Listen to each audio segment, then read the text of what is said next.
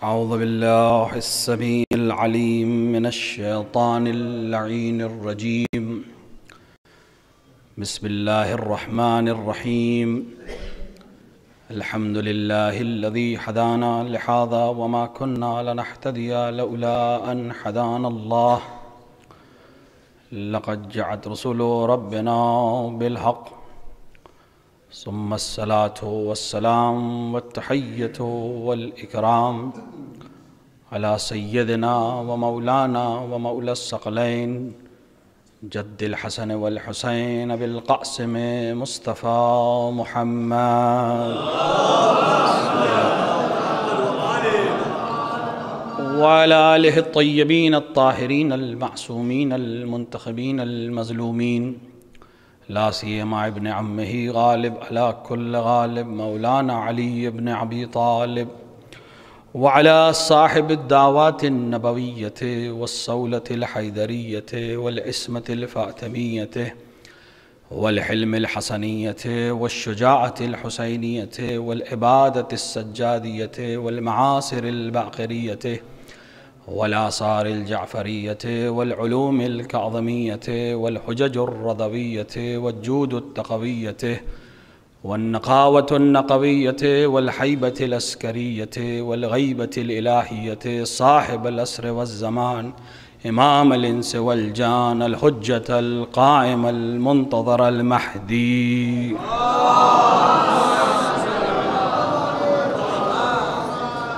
ولعنة الله على أعدائهم أجمعين من يوم ظلمهم إلى لقاء يوم الدين وبعد يوم الدين. أما بعد، فقد قال الله سبحانه وتبارك وتعالى في كتابه المجيد وهو أصدق الصادقين وقوله الحق.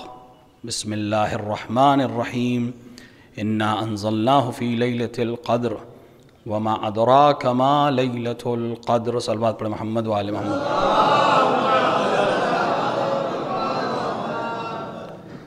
دائرے کی عادی زیادہ مجلس تو مولانا نے پڑھی دی ہے، میں صرف وہیں سے جہاں سے انہوں نے ختم کیا شروع کرتا ہوں. ایک صلوات پر محمد وآل محمد.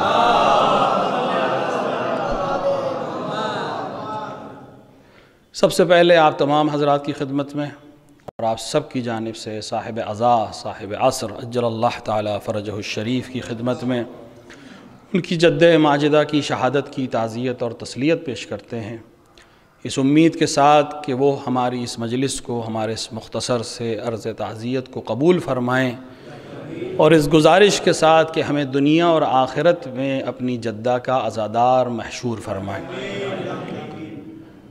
یہ فرش جس پہ اس وقت ہم بیٹھے ہیں، یہ بہت بڑی نعمت ہے جو ہم کو عطا ہوئی ہے. اس فرش پہ آنا ہر ایک کے بس میں نہیں ہے، اس فرش کو بچھانا بھی ہر ایک کے بس میں نہیں ہے. ہم دو طرح کے فرش بچھاتے ہیں. ایک فرش ہم ماہ عزا میں بچھاتے ہیں جو حسین ابن علی کے نام پہ ہوتا ہے. حسین ابن علی کے نام پہ جو فرش بچھتا ہے اس پہ کوئی پابندی نہیں ہے، اس میں کوئی روک نہیں ہے، اس میں کوئی حدود نہیں ہے. کوئی بھی آ سکتا ہے، کوئی بھی بچھا سکتا ہے، کوئی بھی شریک ہو سکتا ہے، کوئی بھی نوحہ پڑھ سکتا ہے، کوئی بھی ذاکر بن سکتا ہے، کوئی بھی اشعار کہہ سکتا ہے، اور کہتے ہیں. نہ مذہب کی قید ہے، نہ دین کی کوئی قید ہے، نہ کفر اور ایمان کی کوئی قید ہے، کسی طرح کی کوئی قید ہے ہی نہیں. اور یہ قید اس لیے نہیں ہے کہ جو بانیہ ہے اس فرش کی، اس نے یہ قید نہیں لگائی تھی، کیونکہ مجلس حسین نقل ہے. جو ہم مجلسیں کرتے ہیں وہ نقل ہے اس مجلس کی جو جناب زینب اولیاء مقام نے شام میں برپا کی تھی. اگر دشمن کے گھر میں مجلس برپا ہو رہی ہے تو اس کا مطلب پھر گھر کی شرط نہیں کہ گھر اپنا ہو یا پرایا ہو. مجلس حسین کہیں بھی ہو سکتی. شہزادی اگر چاہتی تو کوفے لوٹنے کے بعد راستے میں کوفہ ضرور پڑتا، کوفے میں شیعوں کی تعداد زیادہ تھی، وہاں ہی مجلس سکتی تھی. مدینہ لوٹنے کے بعد مجلس کر سکتی تھی، لیکن آپ نے شام میں ہی مجلس برپا کی، جہاں سامعین یا قاتلوں کے گھر کے لوگ تھے یا اس حکومت سے متاثر لوگ تھے، ان کا قریش سے اور آل علی سے کوئی تعلق نہیں تھا۔ پہلے دن 40 عورتیں، دوسرے دن 80 عورتیں، تیسرے دن 150 کے قریب عورتیں آئیں اس مجلس میں، جس میں بہت کم قریشی عورتیں تھیں، اکثر شام کے لوگ تھے، یعنی ہم مذہب بھی نہیں تھے۔ یعنی یہ طے ہو گیا کہ شرط نہیں ہے کہ کون آئے گا، حتیٰ قاتل کے گھرانے کے لوگ بھی اگر آنا چاہیں مجلس حسین میں تو آ سکتے ہیں، شہزادی کی طرف سے ہی پابندی نہیں ہے۔ تو جب وہاں پابندی نہیں ہے تو جب اس کی نقل ہے تو وہاں بھی پابندی نہیں ہے، لہٰذا ہر طرح کے لوگ آپ کو مجلس حسین کرتے ہوئے ملیں گے۔ بر صغیر ہندوستان اور پاکستان میں تو اور آسان ہے، پاکستان میں کم تر، لیکن ہندوستان میں تو اور ہمارے شہر میں تو ہزاروں مثالیں ہیں۔ اہل ہنود کے بنائے ہوئے امام باڑے اس شہر میں ہے۔ یہ امام باڑہ بنانا اور اس میں مجالس برپا ہونا اس بات کی علامت ہے کہ ادھر سے پابندی نہیں تھی، اجازت تھی، کوئی بھی بنا سکتا ہے۔ بہت سے ہیں اہل ہنود جن کے یہاں مجلس ہوتی ہے، آپ میں سے بہت سے نے پڑھی بھی ہوگی، شرکت بھی کی ہوگی۔ مجلس کے علاوہ نوحے کہنے والے اہل ہنود مل جائیں گے، پنجابی مل جائیں گے، سکھ مل جائیں گے، جنہوں نے امام حسین کے لیے اشعار کہے ہیں، نوحے کہے ہیں، سینہ زنی کی ہے، ماتمداری کی ہے، یعنی ادھر سے پابندی نہیں ہے، کوئی بھی آ سکتا ہے۔ والد ماجد بتاتے تھے کہ جب پہلے سال وہ نیو جرسی گیا امریکہ تو وہاں اردو زبان لوگوں کے پاس حسینیہ امام باڑہ نہیں تھا، تو وہاں چرچ لیا گیا تھا کرائے پہ، وہ دے دیتے ہیں، وہاں کی میونسپل کارپوریشن سے آپ مانگیں تو دے دیتے ہیں۔ تو میرے پاس تصویریں ہیں وہاں باقاعدہ جو سلیب لگا ہوا ہے اور بت بنے ہوئے ہیں، ان کے اوپر چادر پڑی ہوئی ہے، اسی طرح کی ریکس ہیں، اور وہاں مجلس ہو رہی ہے تو وہ دے دیتے ہیں۔ تو مکان کی بھی قید نہیں ہے، کہیں بھی کی جا سکتی ہے اور کوئی بھی شرکت کر سکتا ہے، کیونکہ جو بانیہ تھی اس نے ہی شرط نہیں رکھی تھی۔ لیکن یہ فرض جو ہم بچھاتے ہیں، جو شہزادی سلام اللہ علیہا کے نام سے منسوب ہے، اس میں شرط اور پابندی خود شہزادی نے لگائی تھی کہ یا علی میرے جنازے میں وہ لوگ ہرگز شریک نہیں ہوں گے جنہوں نے مجھے اذیت دی ہے، لہٰذا جب جنازے میں شریک نہیں ہوں گے تو اس کے بعد کے جتنے معاملات ہیں اس میں بھی شریک نہیں ہوں گے۔ یہاں آنے کے لیے شرائط رضا فاطمہ ہے، فاطمہ راضی ہوں گی تب یہ فرض بچ پائے گا، فاطمہ راضی ہوں گی تب اس میں شرکت ہو پائے گی، کیونکہ یہاں بیان کرنا بہت سخت ہے، وہاں بیان کرنا بہت آسان ہے۔ مصائب سید الشہداء میں شرکت کے لیے یا بیان کرنے کے لیے انسانیت کافی ہے۔ اگر انسان ہے تو مصاب ہوگا، اس سے مطلب ہی نہیں کہ کس مذہب کا ہے، اگر آپ اس کو مصائب سنائیں گے کربلا کے تو مصاب ہوگا، بشرط یہ کہ وہ انسان ہو۔ اگر انسان نما ہے لیکن سینے میں انسان کا دل نہیں ہے تو ممکن ہے آپ مصائب پڑھیں اسے سمجھ میں نہ آئے، یہ الگ بحث ہے۔ لیکن جو انسان ہوگا اس کا دل ضرور مصاب ہوگا ان مصیبتوں کو سن کر، اور اسی وجہ سے آسان ہے لوگوں کے لیے آ کر قاتلین حسین کو بتانا بھی اور ان پہ اعلان کرنا بھی، وہاں آسانی ہے۔ اور اسی وجہ سے جو ان کے رشتہ دار ہیں بھی وہ بھی اپنی رشتہ داری کا اعلان نہیں کرتے کہ ہم قاتل حسین سے رشتہ داری رکھتے ہیں، کیونکہ وہ اگر یہ رشتہ داری دکھائیں گے تو انسانیت سے خارج سمجھے جائیں گے۔ لیکن عزا اور ان مجالس میں جن کا تعلق سیدۃ النساء العالمین سے ہے، جسے عزائے فاطمیہ کے نام سے ہم برپا کرتے ہیں، اس میں خالی انسانیت سے کام نہیں چلے گا، یہاں ولایت بھی چاہیے۔ بغیر ولایت کے نہ یہ ابتدا ہو سکتی ہے نہ اس کی انتہا ہو سکتی ہے، کیونکہ پورے فاطمیہ کا معیار ہی ولایت علی ہے۔ حسین ابن علی پہ ہونے والے مظالم بیان کرنا آسان ہے، قاتلوں کا نام لینا بھی آسان ہے، اسی لیے کسی کو تکلف نہیں ہوتا، ہر ایک آپ کو دکھتا ہے بیان کرتے ہوئے، ہر رنگ کی ٹوپیاں دکھ جائیں گی، ہر رنگ کی پگڑیاں دکھ جائیں گی، محرم میں بہت دکھائی دیتی ہیں، کیونکہ آسان ہے حسین کے قاتلوں سے برات کرنا۔ لیکن جب بات فاطمیہ کی آتی ہے تو یہ سناٹا کیوں ہے؟ کیونکہ زہرا کے قاتلوں سے برات کرنے کے لیے ولایت چاہیے۔ جب تک زہرا کے دونوں چیزیں ایک دوسرے کے ساتھ ہیں، جب تک زہرا کے قاتلوں سے برات نہیں ہوگی ولایت نہیں مل سکتی، اور جب تک ولایت نہیں ہوگی برات نہیں کی جا سکتی، دونوں ساتھ میں چاہیے۔ عظمت جناب سیدہ باواز بلند صلوات اللہ صلی اللہ۔ یہ ایک امتحان گاہ ہے جہاں طے ہوتا ہے کتنے بڑے عزادار ہو۔ حسین کے نام پہ خرچ کرنے والے بہت مل جائیں گے، حسین کے نام پہ دولت لٹانے والے بہت مل جائیں گے، کوئی پریشانی بھی نہیں ہے، کیونکہ حسین نے پابندی نہیں لگائی ہے، تو ہم اور آپ کون ہوتے ہیں پابندی لگانے والے؟ لیکن یہاں خود پابندی لگی ہے، یہاں عام نہیں آ سکتے، خاص بھی نہیں اخص آ سکتے ہیں، کیونکہ یہاں بہت سے اپنے بھی دکھتے ہیں جن کو تکلف محسوس ہوتا ہے۔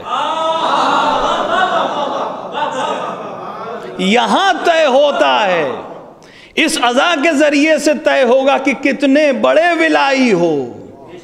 ولایت کی بات کرنے والوں سے آپ سوال کرنا چاہیں کہ واقعاً ولائی ہیں، کیونکہ ولایت کا نام لینا بہت آسان ہے، لیکن پرکھا کیسے جائے کہ واقعاً ولائی ہے یا نہیں ہے؟ ایام عزائے فاطمیہ میں دیکھیے کیا مزاج ہے، یہاں پتا چلے گا کون کتنا کھرا ولایت پہ اتر رہا ہے، کیونکہ پورا معیار اس مجالس کا، اس ذات کا پورا معیار و محور ولایت ہے۔ جناب زہرا کا سارا عمل سوائے ولایت علی کا کچھ ہے ہی نہیں، اور یہی وجہ ہے کہ شہادت زہرا، عزائے زہرا، اس کو بیان کرنے میں جو تکلف ہے اس کی وجہ یہی ہے، کیونکہ جیسے ہی آپ عزا کی مجلس برپا کریں گے، شہادت کی مجلس برپا کریں گے، آپ کو بیان کرنا پڑے گا کہ کیوں ہوا اور کس نے کیا۔ ایک انسان اس دنیا سے چلا جائے، آپ لکھ دیے رحلت، شاید کوئی دوسرا سوال نہ کرے، افسوس کا اظہار کرے، بس وفات، کوئی سوال نہیں پوچھتا۔ لیکن جیسے ہی آپ کہیں گے شہادت، ویسے ہی دو سوال ہوں گے، کس نے مارا اور کیوں مارا۔ جیسے ہی آپ ایام عزائے فاطمیہ کی مجلس کریں گے کہ یقیناً ہوتی رہنی چاہیے، اس سے زیادہ ہونی چاہیے، تاکہ ان کے کانوں تک پہنچے جن تک ابھی نہیں پہنچا ہے کہ رسول کی بیٹی شہید کی گئی تھی۔ مقصد یہی ہے ہمارا کہ جب یہ لفظ شہادت ان کے کانوں تک پہنچے تو ایک بار تو پوچھے گا کیوں شہید کی گئی اور کس نے شہید کیا۔ ہم چاہتے یہی ہیں کہ وہ سوال کریں تاکہ ہم جواب دیں کہ ولایت کے لیے شہید کیا، غاصبوں نے قتل کیا۔ قاتلان سیدہ پر لعنت، بے شمار لعنت، قاتلان سیدہ پر لعنت، بے شمار، غاصب بدعت پر لعنت، بے شمار لعنت، غاصب بدعت پر لعنت، بے شمار لعنت۔ آواز بلند صلوات۔ اللہم صلی علی محمد۔ فاطمیہ ایک فلٹر ہے جس سے ہر ایک نہیں گزر سکتا۔ جب تک ولایت علی نہیں ہوگی، خالص ولایت، تب تک نہیں گزر سکتا۔ فاطمیہ میں جو نظر آئے، فاطمیہ کرتا ہوا نظر آئے، اگر ہم اسی کو معیار بنا لیں، کاش ہماری قوم اسی کو معیار بنا لے، اس کو معیار بنائیں، ان کو مرکزیت دیں۔ ہر چیز کی مرکزیت یہیں سے ہوئے۔ جب خدا مرکزیت بنا رہا ہے، جہاں رسول کے رہتے ہوئے فاطمہ کو مرکز بنایا جائے، جہاں علی کے رہتے ہوئے فاطمہ کو مرکز بنایا جائے، بنانے والا بھی کوئی اور نہیں ذات اقدس باری تعالیٰ ہو، تو ہم کو بھی وہیں سے سبق لینا چاہیے کہ اب مرکزیت زہرا کی مرضی رہے گی، نہ پبلک کی مرضی، نہ بانی کی مرضی، نہ کسی کی مرضی۔ کسی کو بھی منبر پہ جانا ہے پہلے یہ پوچھئے زہرا کی مرضی ہے کہ نہیں ہے۔ تو زہرا جن سے راضی ہیں ان کے سلسلے میں اس خطیب کا کیا نظریہ ہے، اور زہرا جن سے راضی نہیں ہیں ان کے سلسلے میں کیا نظریہ ہے۔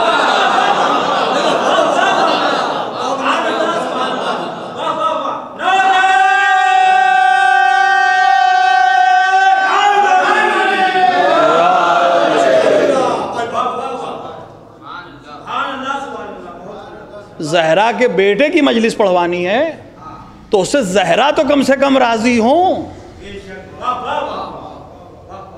اگر مرکزیت اس کو دے دی جائے، سارے امور کی مرکزیت یہی ہے، یہ ذات ہے جس کے ذریعے اپنے اور پرائے کی آپ کو پرکھ ہو سکتی ہے۔ جو ولایت کا دعویٰ کرے اس سے زہرا کی شہادت کا ذکر کریے، جو اپنے ہونے کا دعویٰ کرے اس سے زہرا کے قاتلوں کے سلسلے میں نظریہ پوچھیے۔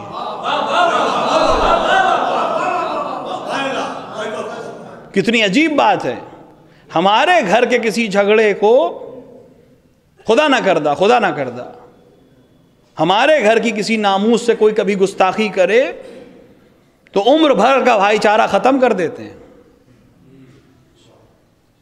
اور رسول کی ناموس کی توہین کی جائے اور ہم سے کہا جائے کہ اس کو بھلا دو، کیسے ممکن ہے؟ نہ صرف رسول، اللہ کی ناموس ہے جس کی عظمت کی طرف اشارہ کیا تھا مولانا نے۔ روز محشر جب آپ کی سواری آئے گی تو اعلان کیا جائے گا کہ سر جھکا لو، اور صرف سر نہ جھکاؤ، اپنی آنکھیں بھی بند کر لو۔ اس مجمع میں کون ہے؟ عام لوگ نہیں ہیں، اولین اور آخرین کا مجمع ہے، 1,24,000 انبیاء موجود ہیں وہاں، اور ان سے کہا جائے گا سر جھکا لو اور آنکھوں کو بند کر لو۔ جب انسان سر جھکا لے گا تو اپنے آپ نہیں دکھائی دے گا اسے کچھ، تو یہ آنکھیں بند کرنے کا فلسفہ کیا ہے؟ بعض علماء کہتے ہیں اس کا فلسفہ یہ ہے کہ وہ سایہ جو پڑے گا، جب وہ سواری آئے گی تو اس ناقے کا سایہ پڑے گا، اس محمل کا سایہ پڑے گا، اس محمل میں سوار نور کے ٹکڑے کا سایہ ممکن ہے پڑے، اس کے لیے بھی اجازت نہیں ہے کہ انبیاء بھی اس کو دیکھ سکیں۔ جس کی یہ عظمت ہو اس کے سلسلے میں اگر کوئی دنیا میں گستاخی کرے تو ہم اس کو کبھی معاف نہیں کر سکتے۔ اور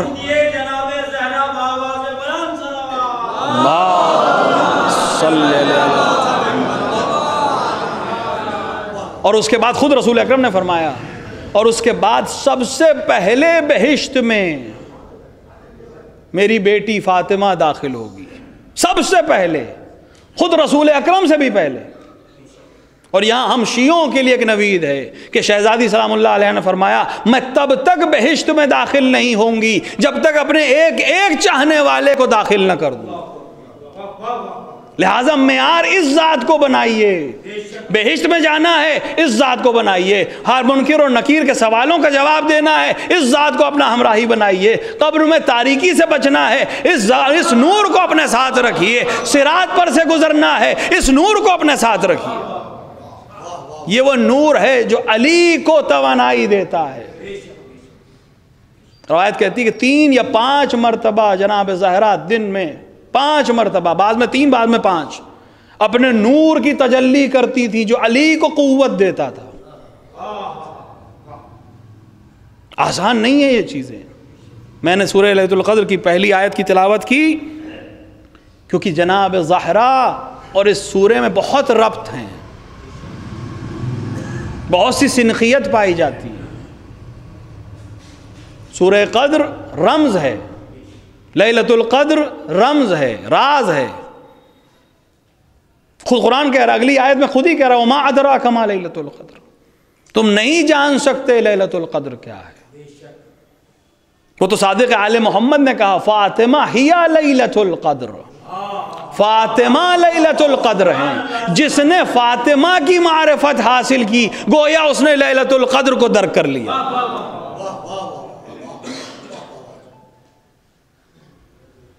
وہ نور جو رسول کو عطا ہوا، جو لیلۃ القدر سے کی طرف منسوب کیا جاتا ہے، اس کی عظمت کیا ہوگی ہم نہیں جان سکتے، انبیاء نہیں جان سکے۔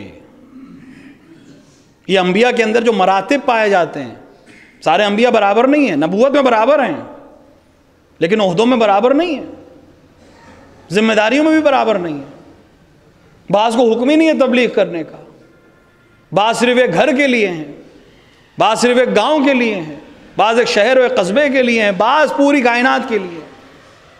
تو یہ مراتب کیوں ہیں؟ روایت اشارہ کرتی یہ جو انبیاء میں افضلیت ہے، یعنی ایک دوسرے سے افضل ہے، کسی کا مقام کسی سے بلند ہے انبیاء کے درمیان، اس کی وجہ صرف معرفت زہرا ہے۔ جس نبی کو جتنی زیادہ معرفت ہو جائے گی جناب زہرا کی، اس کا عہدہ اتنا ہی بلند ہوتا چلا جائے گا۔ یعنی اگر انبیاء کو مقام عظمت حاصل کرنا ہے تو معرفت زہرا چاہیے۔ جب انبیاء کے لیے یہ سختیاں ہیں تو عام انسان کہاں جائیں گے؟ اصل نور زہرا کیا ہے ہمیں نہیں معلوم، نام سے مانگا گیا کہ ہم معلوم کریں کیونکہ وہ ہمارے بس کی چیز نہیں ہے۔ لیکن جو دنیاوی حصہ ہے، جو ظاہری حصہ ہے، جو 18 برس کی حیات ہے، ابھی ہم اس کو نہیں درک کر سکتے۔ کچھ چیزوں کا اشارہ ملتا ہے بس، اس سے شاید انسان قریب ہو جائے۔ 18 برس کی زندگی ہے، اس 18 برس کی زندگی میں کس طرح کے اہم کام انجام دیے، کس طرح کی ذمہ داریاں انجام دی ہیں، کچھ اشارے ملتے ہیں جس سے سمجھ میں آتا ہے کہ مقام کیا ہے اس ذات کا، کتنی عظمت ہے اس ذات کے پاس۔ ایک بار اگر اس کی عظمت کا احساس ہو جائے تو پھر اس کی مظلومیت کا احساس ہوگا۔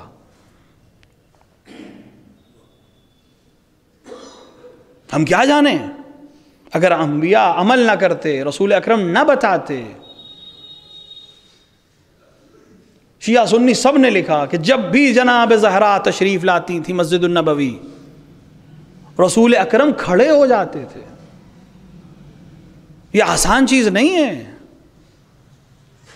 کہ رسول کھڑے ہو جائیں کسی کے لیے، اور نہ صرف کھڑے ہوں، آگے بڑھ کر استقبال کریں، اور نہ صرف یہ کہ استقبال کریں، بوسہ دیں اور اپنی جگہ پر بٹھائیں۔ روایت کا اشارہ ہے کہ جب تک جناب زہرا بیٹھ نہیں جاتی تھی رسول اکرم کھڑے رہتے تھے۔ اور ایک مرتبہ کا قصہ نہیں ہے، سب نے لکھا جتنی بار آتی تھی، جتنی مرتبہ زہرا آتی تھی رسول اکرم یہی عمل کرتے تھے۔ اصحاب کے مجمع میں یہ عمل کرتے تھے، انصار کے مجمع میں یہ عمل کرتے تھے۔ اب انسان ذرا تصور کرے کہ جس بزم میں زہرا بیٹھی ہوں اور رسول کھڑے ہوں، اسی مسجد میں زہرا کھڑی رہیں اور لوگ بیٹھے رہیں، کیا اس سے بڑی بھی مصیبت ہو سکتی ہے؟ کہ جس مسجد میں آ کر مسند پیغمبر پہ زہرا بیٹھتی تھی، وہاں کوئی غاصب بیٹھا رہے اور زہرا کھڑی رہیں۔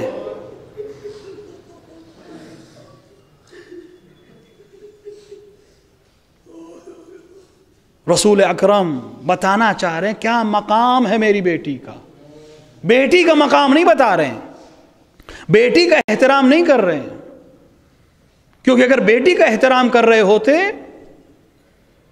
تو تمام امت کو یہ کام کرنا چاہیے تھا۔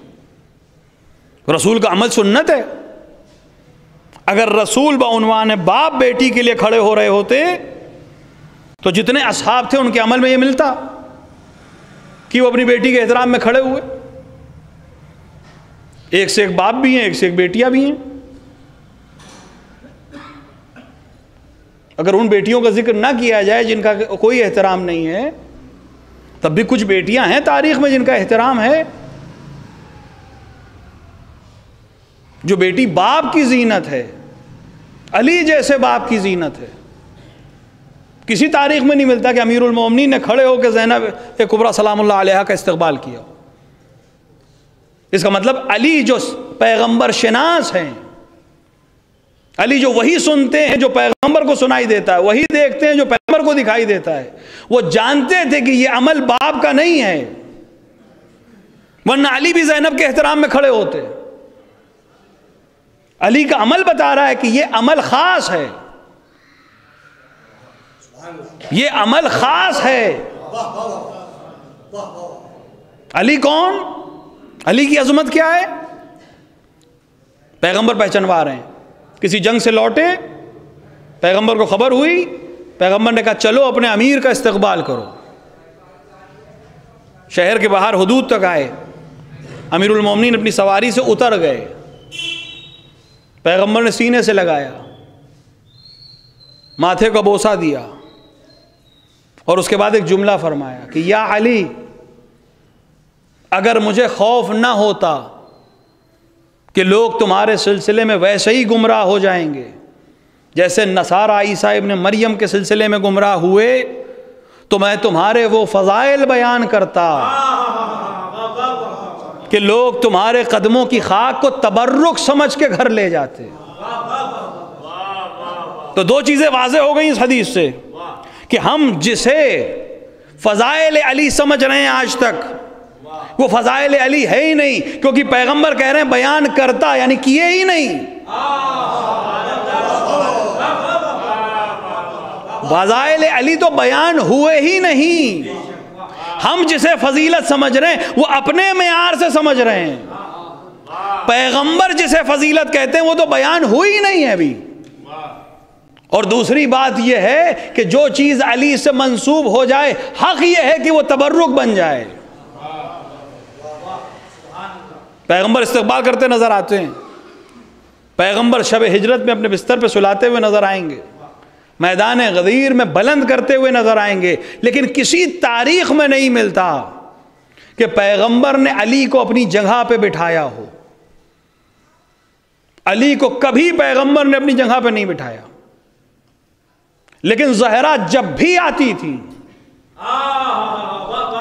پیغمبر اپنی جگہ پہ بٹھاتے تھے. علماء نے اس کا راز کھولا. اس کی وجہ یہ ہے کہ علی خلیفہ رسول ہیں، علی وصی رسول ہیں. پیغمبر جب تک موجود ہیں علی خاموش رہیں گے، علی کھڑے رہیں گے. جب پیغمبر بزم سے چلے جائیں گے تب علی گویا ہوں گے، تب علی مسند پہ بیٹھیں گے، تب علی احکام کو جاری کریں گے. علی خلیفہ رسول ہیں، لیکن زہرا بضعۃ الرسول ہیں، رسول کے ساتھ ہیں. جو مقام رسول کے پاس ہے وہی مقام زہرا کے پاس ہے، وہی مقام زہرا کے پاس ہے.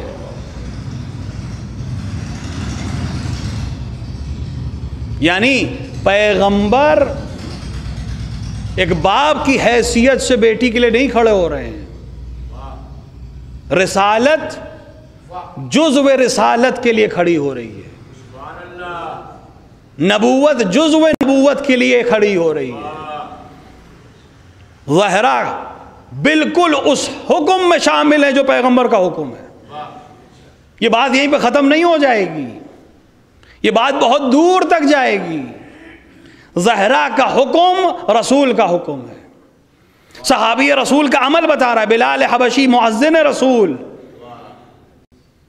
شہادت رسول اکرم کے بعد آپ نے قسم کھائی تھی کہ میں اذان نہیں کہوں گا، میں صرف رسول کے حکم پہ اذان دیتا تھا، اذان نہیں کہوں گا.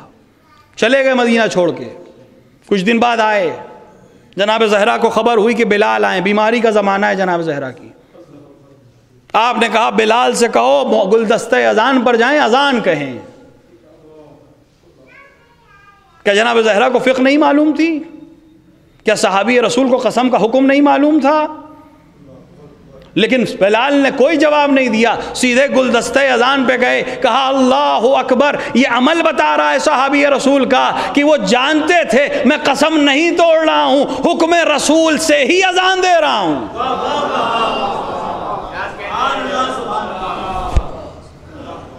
حکم رسول سے اذان دے رہا ہوں۔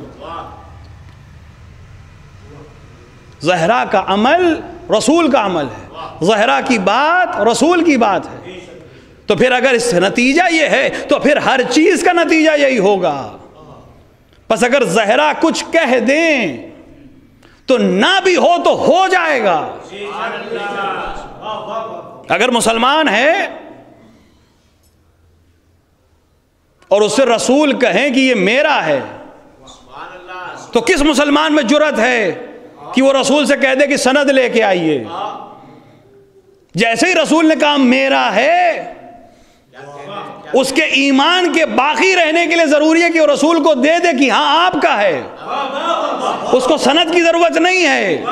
اگر زہرا کے پاس کوئی سند نہ بھی ہوتی تو زہرا کا کہنا کہ فدق میرا ہے کافی ہے کہ فدق زہرا کا ہے۔ بے شمار بے شمار بے شمار اللہم صلی علی محمد نواب صاحب رامپور کے لیے جو قصہ مشہور وہ یہی ہے کہ جب بحث ہوئی مذہب حق کی اور جناب زہرا کا ذکر آیا تو جب ان کو بتایا گیا کہ جناب زہرا آئیں اور کہا کہ فدق میرا ہے اور نہیں دیا گیا، تو نواب صاحب نے پوچھا کیا انہوں نے کہا تھا کہ میرا ہے؟ کہاں کہا تھا؟ سب کتابوں نے لکھا ہے کہ انہوں نے کہا تھا۔ کب بلاؤ، اس وقت وہ سنی مسلک پہ تھے، علماء کو بلایا گیا، کہ کیا جناب زہرا نے یہ بات کہی تھی دربار میں کہ فدق میرا ہے؟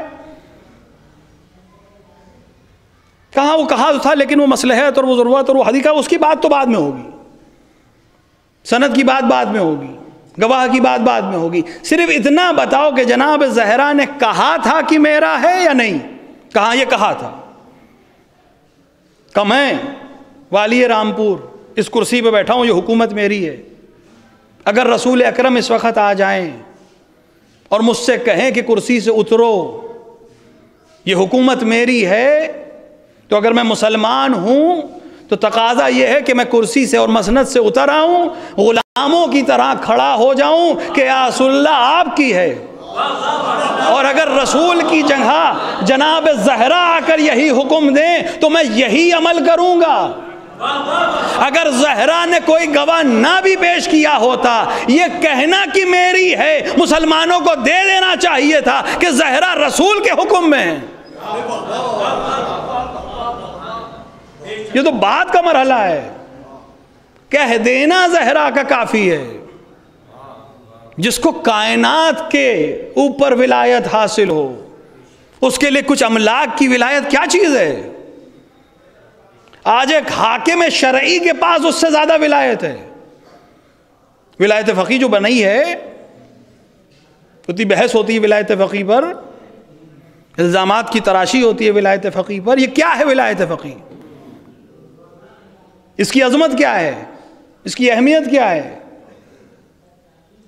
ایران میں انگریزوں نے ایک معاہدہ کیا بادشاہ ایران سے کہ ایران میں تمباکو بونے، بیچنے اور اس کو ایکسپورٹ اور امپورٹ کرنے کے سارے رائٹس انگلش کمپنی کے پاس ہوں گے، جیسے یہاں ہندوستان نے مسالے کے لیے کیا تھا۔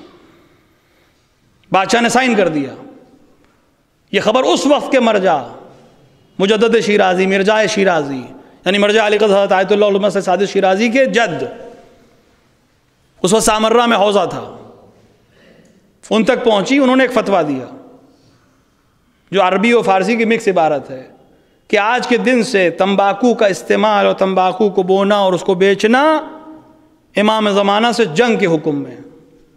اس ایک تحریر کا اثر یہ ہوا، ایک سطر کا، کہ ایران میں کھڑے ہوئے کھیت جلا دیے گئے تمباکو کے، گوداموں میں آگ لگا دی گئی، خود بادشاہ سلامت کا حقہ پھینک دیا گیا. بادشاہ سلامت دربار میں داخل ہوئے, حقہ طلب کیا, حقہ تو ہے ہی نہیں. حقہ کہاں گیا ہمارا, کہ حرام ہو گیا. وہ ملکہ کے حکم پہ ہم نے پھینک دیا اٹھا کے. ملکہ کو طلب کیا گیا کہ آپ نے ہمارا حقہ پھینک دیا. کس نے حرام کیا, کہ ہمارے مرجع نے حرام کیا. کہ اس کو یہ حق کہاں سے پہنچا, کہ اس کو یہ حق وہیں سے پہنچا جہاں سے اس نے مجھے تمہارے لیے حلال کیا تھا.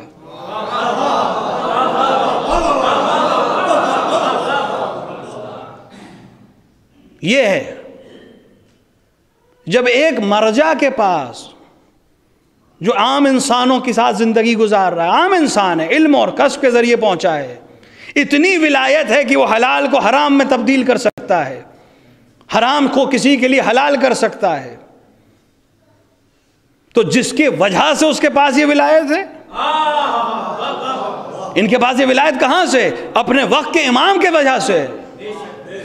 لیکن بس اس بات کا خیال رکھنا ہے کہ یہ ولایت امام کے عرض میں نہیں ہے, امام کے برابر کھڑے ہو کر یہ ولایت نہیں ملے گی, امام کے تحت ہے, امام کے ذل میں ہے, عرض میں نہیں ہے کہ برابر ہو جائیں گے. نہیں, ان کی اجازت سے تمہیں اجازت ہے. امام کے پاس پھر کیا اختیار ہے, جو زمین اور آسمان کی چرخش کو روک سکتا ہے, جو سورج کو پلٹا سکتا ہے, جو اس زمانے کی گردش کو روک سکتا ہے. اور ان ائمہ کے پاس جب یہ حقوق ہیں اور یہ ولایت ہے, وہ امام اگر کہے کہ ہم اللہ کی حجت ہیں لوگوں پر اور فاطمہ ہم پر حجت ہے, تو عظمت فاطمہ کیا ہوگی, جو ائمہ پر حجت ہے, جو انبیاء کے لیے حجت ہے, جس کے احترام میں پیغمبر کھڑے ہوتے ہیں, جو علی کی ڈھارس ہے. امیر المومنین کا ایک جملہ ملتا ہے شب دفن میں, شہزادی کو خطاب کر کے آپ نے کہا کہ آپ تو جا رہی ہیں, لیکن اب علی کی راتیں جاگ کر کٹیں گی. یہ جملہ امیر المومنین کی کیفیت کو بیان کر رہا ہے.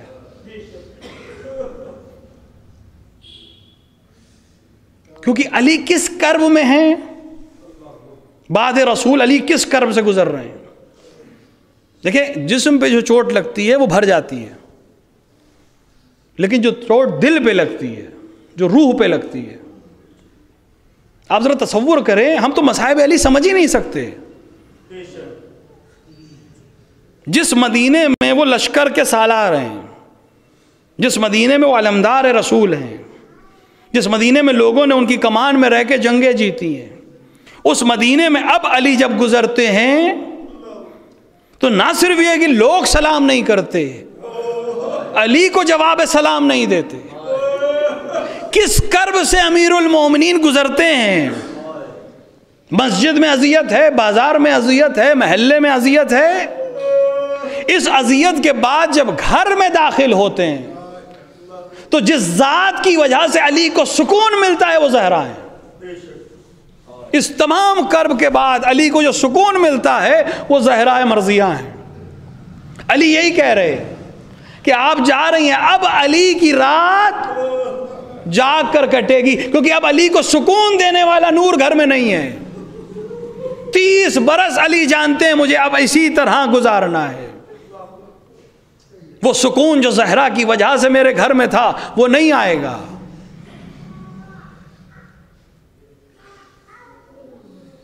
کس طرح سے زندگی گزاری.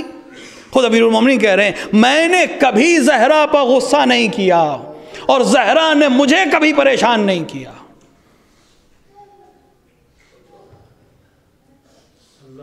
کس طرح کی زندگی ہے, کیا عظمتیں ہیں. اب وہ ذات جب جا رہی ہوگی تو علی کی کیا کیفیت ہوگی. شام شہادت ہے جناب زہرا سلام اللہ علیہ کی. میں نے کہا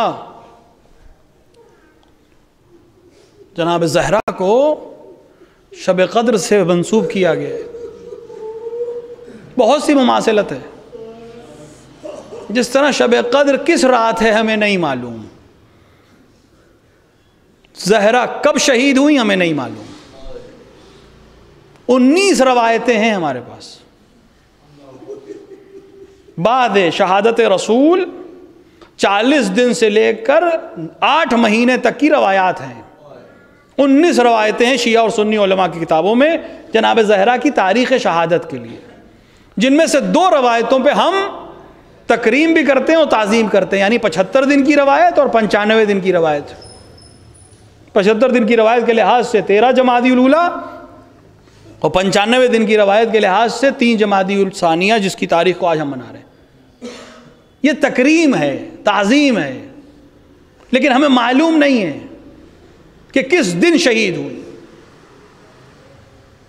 ہمیں یہ بھی نہیں معلوم ہے کہ کہاں دفن ہے. 3 یا 4 بعض جگہ 8 احتمال ہیں. کہاں قبر زہرا ہے ہمیں نہیں معلوم ہے. اور جناب زہرا کی وصیت ہے کہ میری قبر کو مخفی رکھنا. خود وصیت کی ہے کہ مخفی رکھنا. اور روایات کہتی ہیں کہ حضرت ظہور کے بعد بھی نہیں بتائیں گے کہاں ہے. یہ مقدمہ صبح قیامت تک کے لیے رہے گا. یعنی امت کو محروم کر دیا گیا اس شرف سے کہ وہ قبر زہرا پہ آ سکے. اس کیفیت کو اب درک کریں. کوئی کہیں کسی جہاں چلا جائے، پردیس چلا جائے، کئی برس کے بعد لوٹ کر آئے، شہر کی شکل بدل گئی ہو، نقشے بدل گئے ہوں، قبرستان کی کیفیت بدل گئی ہو، ایک بار اگر آ کر ڈھونڈے اور اپنے اجداد کی قبر نہ ملے تو ایک کیفیت، ایک کرب گزرتا ہے کہ میں قبر بھی نہیں ڈھونڈ پا رہا ہوں کہاں ہے. سوچیں جب اپنے اجداد کی قبر نہ ملے پہ کیفیت ہوتی ہے، زہرا مرضیہ کی قبر نہیں معلوم امت کو. محروم کر دی گئی امت. نہ تاریخ معلوم ہے نہ قبر معلوم ہے. ہمیں زیارت کر لیتے ہیں، احتمال دیتے ہیں بقیع میں ہوگی یا رسول کے محراب و منبر کے درمیان ہوگی. کہاں ہے صرف خدا کو معلوم ہے اور خاص بندوں کو، اور نہیں بتایا جائے گا.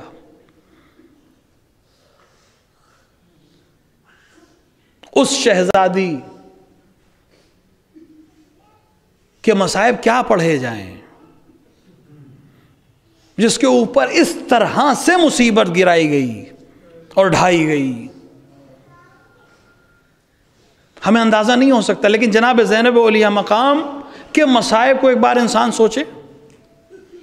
کربلا کے مصائب آپ کے ذہن میں ہیں، آپ سنا کرتے ہیں ذاکرین سے.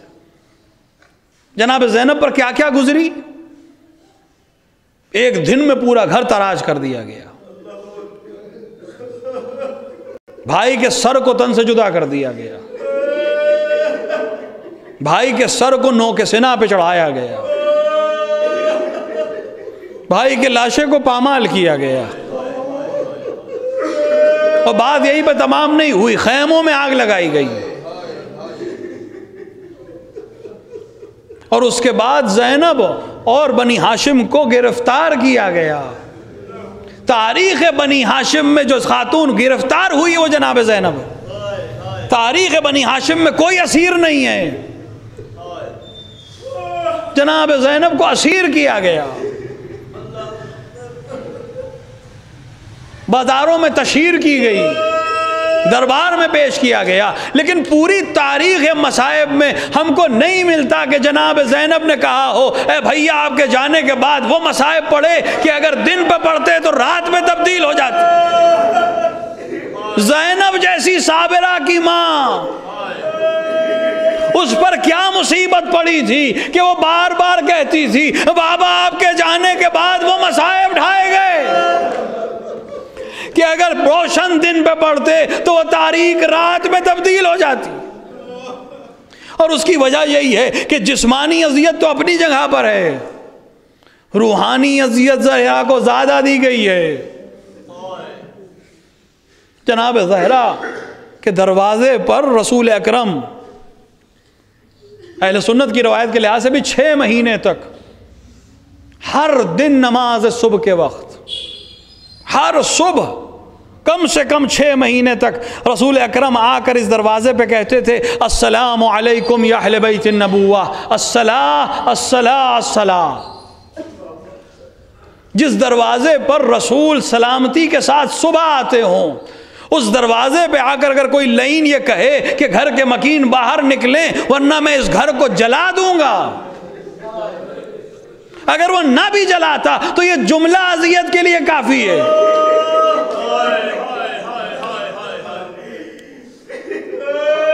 آگ اور لکڑیاں لے کر دروازے پہ آئے ہیں لوگ، رسول کی شہادت کے تیسرے دن۔ عجیب طریقہ ہے ترسا دینے کا۔ علی کو باہر نکالو، جناب زہرا خود گئیں اور اس سے کہا پسر خطاب کیا چاہتا ہے؟ کہا علی کو باہر کرو۔ کہا علی نہیں آئیں گے۔ کہا تو پھر میں اس دروازے میں آگ لگا دوں گا۔ اس جملے کی کیفیت کو کس طرح جناب زہرا نے برداشت کیا ہے؟ ہاں علماء بیان کرتے ہیں جناب زہرا نے عجیب جملہ کہا، اس گھر کو جلا دو گے، اس میں حسن اور حسین ہیں۔ آپ نے اس کیفیت کو محسوس کیا۔ جناب زہرا یہ بھی کہہ سکتی تھی اس گھر میں ہوں، لیکن جناب زہرا نے اپنا نام نہیں لیا، بچوں کا نام لیا کہ شاید بچوں پہ ترس آئے۔ اور اس لعین نے کہا وَإِن ہوا کرے، یہ جملہ اذیت ہے زہرا کے لیے۔ دروازے میں آگ لگائی گئی اور اس پر اکتفا نہیں کیا گیا، بلکہ دروازے کے اوپر اس طرح سے ضرب لگائی گئی کہ ایک بار نور زہرا، جسم زہرا در اور دیوار کے درمیان آیا۔ اور اس لعین نے خود اعتراف کیا ہے کہ یہ دروازہ میں نے اسی لیے گرایا تھا، میں جانتا تھا دروازے کے پیچھے زہرا ہے، میں زہرا کے قتل کے ارادے سے یہ کام کیا۔ زہرا نے 2 آوازیں دی، ان آوازوں میں زہرا کی تمام کیفیت آپ سمجھ سکتے ہیں۔ پہلی آواز دی فضہ میری مدد کو آؤ، انہوں نے اسے قتل کر دیا جو میرے شکم میں تھا۔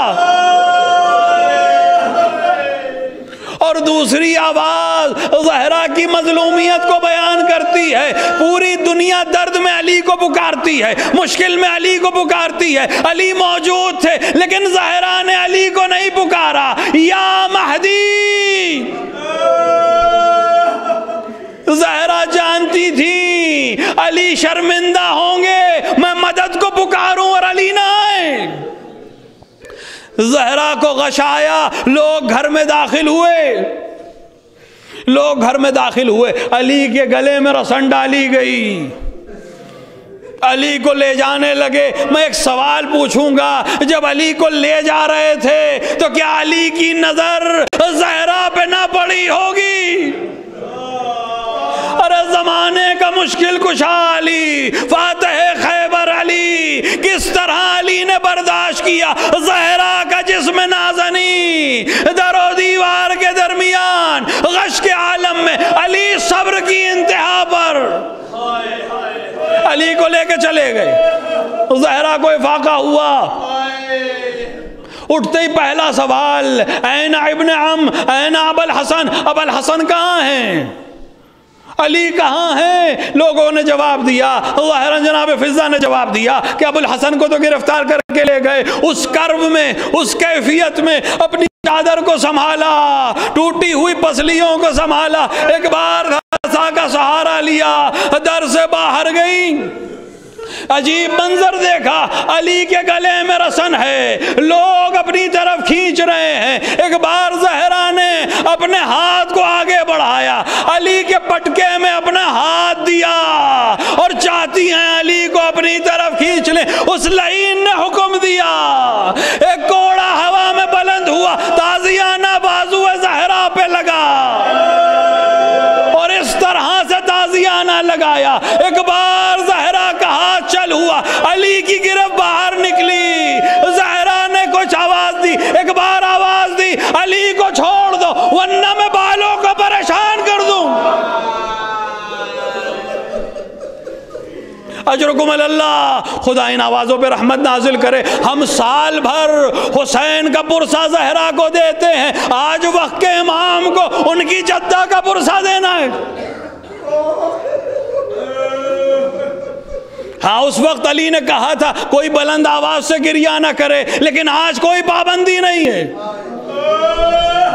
اے زہرا مرضیہ، اس وقت پابندیاں تھیں، کوئی آپ پر گریہ نہ کر سکا، حق گریہ تو ادا نہیں ہو سکتا، لیکن کچھ نذرانے عقیدت کے آنسو آپ کے محب آپ کے دارواں میں پیش کر رہے ہیں۔ زہرا نے کہا میں بالوں کو پریشان کر دوں گی۔ ایک بار مسجد النبی کی دیواریں بلند ہونا شروع ہوئی، قبر نبی تھر تھرانے لگی، لوگ گھبرا گئے، قیامت کے آثار دیکھے، علی کو چھوڑ دیا۔ میں ہاتھوں کو جوڑ کر کہوں گا، اے بی بی، دروازہ چلایا گیا، کوڑا لگایا گیا، لیکن آپ کم سے کم علی کو بچا کے گھر لے آئی۔ ارے کربلا کا میدان، زینب اولیاء مقام آواز دے رہی تھی، اے پسر سعد، تو تماشا دیکھتا ہے، میرے ماجائے کو قتل کیا جا رہا ہے۔ اجرکم اللہ، اجرکم اللہ۔ زہرا اس حملے کے بعد چاہے اب 40 دن زندہ رہی ہوں، چاہے 75 دن زندہ رہی ہوں، چاہے 95 دن زندہ رہی ہوں، یا اس سے زیادہ زندہ رہی ہوں، ہر آن زہرا کے لیے تکلیف ہے۔ ہر آن اس کو ایک صاحب نے اچھا بیان کیا، ایران کے ایک ذاکر نے مجھ سے بیان کیا، لوگوں نے ظاہراً آپ نے سنا بھی ہوگا کہ اس چیز کو بیان کیا کہ ایک مجلس میں خطیب نے جناب زہرا پر حملے کو بیان کیا، وہاں ایک شخص مسلسل گریہ کرتا رہا، مجلس تمام ہو گئی، اس کا گریہ تمام نہیں ہوا، نوحہ زنی ہو گئی، لیکن سینہ زنی ہو گئی، نوحہ خانی ہو گئی، گریہ تمام نہیں ہوا، تبرک تقسیم ہو گیا، اس کا گریہ تمام نہیں ہوا۔ خطیب اس کے قریب گیا، بھائی تمہارے مصاب کو دیکھ کر میں پوچھنا چاہتا ہوں کس جملے نے تمہیں اتنا مصاب کر دیا جو اس طرح سے گریہ کر رہے ہو؟ اس نے کہا میں ہڈیوں کا ڈاکٹر ہوں، مجھے معلوم ہے کہ اگر ہڈی ٹوٹتی ہے تو اگر اس کو ہلایا جائے تو تکلیف ہوگی، لیکن اگر پسلیاں ٹوٹ جائیں تو انسان جتنی بار سانس لے گا اسے اذیت ہوگی، جتنی بار سانس باہر کرے گا اذیت ہے۔ میں یہی سوچتا ہوں زہرا ہر سانس میں اذیت میں تھی۔ کس طرح اس شہزادی نے اس اذیت اور اس کرب میں وقت گزرا ہے، یہاں تک کہ وہ دن بھی آ گیا جو موعود کا دن ہے۔ زہرا نے گھر کے سارے کام انجام دیے، بچوں کے لیے کھانا تیار کیا، کچھ وصیتیں کی۔ عجیب وصیت ہے، جناب زہرا نے امیر المومنین سے شہادت سے قبل ایک وصیت کی تھی، اس جملے کو کاش آپ محسوس کر سکے۔ جناب زہرا نے کہا تھا، یا علی مجھے ایسا لگتا ہے کہ عنقریب میں آپ کے درمیان سے چلی جاؤں گی، اے علی مجھ سے باتیں کیا کریے اور میری بات سن لیا کریے، کیونکہ اب زہرا کا لہجہ ہمیشہ ہمیشہ کے لیے گم ہو جائے گا۔ کس طرح زہرا وصیت کر رہی ہیں، آسما سے بھی وصیت کی ہے کہ میرے بچے جب آئیں تو پہلے انہیں کھانا کھلا دینا، اور دیکھو میں حجرے میں جا رہی ہوں، جب تک تسبیح اور تحلیل کی آواز آتی رہے سمجھ لینا میں اس دنیا میں ہوں، اور جب آواز منقطع ہو جائے تو سمجھ لینا کہ زہرا اپنے پروردگار سے ملاقات کو چلی گئی۔ اسماء نے کان لگایا، سبوح قدوس رب الملائکۃ والروح کی آوازیں، تسبیح اور تحلیل کی آوازیں، یہاں تک کہ ایک بار آواز آنا بند ہو گئی۔ میں سمجھ گئی کہ میری بیوی اس دنیا سے چلی گئی۔ اسی اثنا میں بچے آئے، بچوں کو میں نے سلام کیا، اکرام کیا، بچوں نے آتے ہی ماں کی خبر پوچھی، میں نے کہا ماں آرام کر رہی ہیں، تم لوگ ابھی کھانا کھا لو۔ ایک عجیب نگاہ سے حسن اور حسین نے دیکھا کہ ایسا کب ممکن ہوا ہے کہ ہم نے بغیر ماں کے کھانا کھایا ہو؟ عجب نہیں، اسماء نے کہا اے شہزادوں اب ماں کے بغیر زندگی گزارنی ہے۔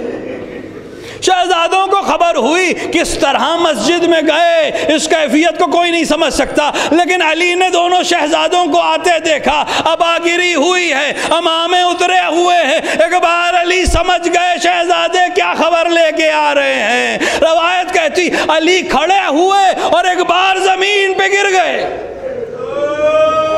کس طرح گھر تک پہنچے یہ تو علی جانتے ہیں.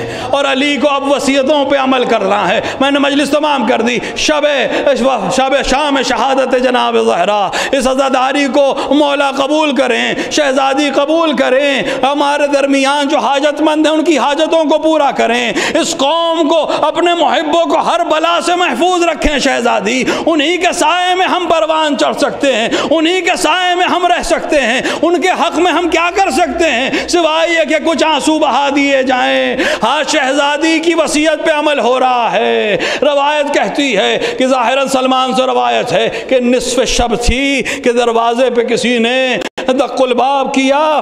میں دروازے پہ پہنچا تو دیکھا شہزادہ حسن کھڑے ہوئے ہیں. ایک بار میں نے سوچا آدھی رات کے وقت آپ اس عالم پہ، اس کمسنی پہ کا بابا نے بلایا ہے. ہاں میں پہنچا، علی نے خبر کی کہ ہم اس رات کی تاریکی میں دختر رسول کو غسل بھی دیں گے اور کفن پہنا کے دفن کر دیں گے، اور کسی کو خبر نہیں ہونی ہے، کسی تک یہ خبر نہ جانی چاہیے. تم باہر سے پانی لانے میں مدد کرو گے، میں زہرا کو غسل دوں گا.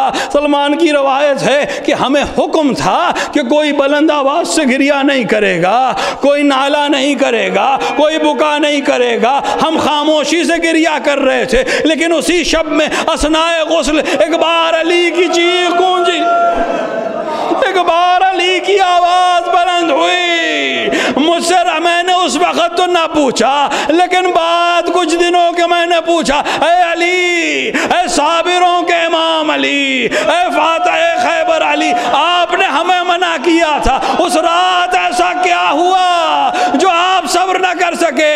ایک بار کہا تم نے دکھتی رگ کو چھیڑ دیا ہے. ارے زہرا کی عمر گزر گئی، مجھ علی کو بھی نہیں بتایا کہ بازو شل ہو چکے تھے. اجرکم اللہ. ہاں علی نے غسل دیا، کفن پہنایا، اور ایک بار اب بچوں کو آواز دی، زہرا کے بچوں کو آواز دی، آؤ ماں سے رخصت ہو لو، اب اگلا دیدار صبح قیامت کے لیے ہے. بچے آگے بڑھے. بعض روایات میں علماء نے کہا ہے باقی بچے آگے بڑھے، لیکن حسین منتظر تھے کہ ماں خود مجھے بلائے. امیر المومنین کہتے ہیں میں نے اپنی ان آنکھوں سے دیکھا بند کفن ٹوٹے، زہرا کے ہاتھ باہر آئے، حسین کو گلے سے لگایا، حسین کا گریہ شروع ہوا. ایک بار غذائے نیدی آئی، صدائے غیبی آئی کہ علی ان بچوں کو زہرا سے الگ کر دو، قیامت برپا ہے، ملائک میں عجیب کوہرام برپا ہے. ہاں علی آگے بڑھے، شفقت کے ساتھ حسن کو الگ کیا، حسین کو الگ کیا. اور میں یہی عرض کروں گا اے مولا، آپ نے بہت شفقت سے علی کو، حسن کو الگ کیا ہوگا، حسین کو الگ کیا ہوگا، زینب کے اوپر دلاسا دیا ہوگا، یہی کہا ہوگا ماں چلی گئی، علی موجود ہے، علی کفایت کرے گا، علی کفالت کرے گا. طریقہ یہی ہے جب یتیموں کو جدا کیا جاتا ہے دست شفقت پھر آ جاتا ہے. ارے کربلا کا میدان ایک یتیمہ ہے جو کبھی اس خیمے سے اس خیمے جاتی ہے، اس خیمے سے تیسرے خیمے جاتی ہے. ایک لعین ہے جو کبھی تماچے لگاتا ہے، کبھی کوڑے برساتا ہے. میدان میں آواز ہے واہ حسین